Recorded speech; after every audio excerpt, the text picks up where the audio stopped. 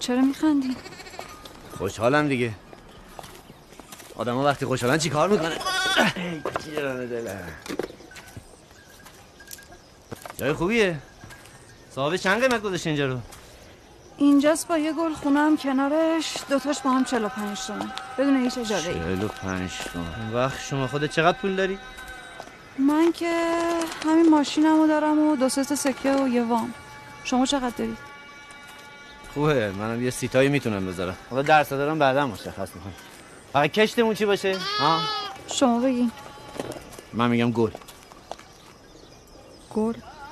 گل مهمه. درسته مهم نیست ولی مهمه. شما تو شهرتون مردا به زنا گل نمیدن؟ بگه عزیزم ببین گل مال تو. یا شاید فکر کنن زنشون پررو میشه ها؟ گل خوبه.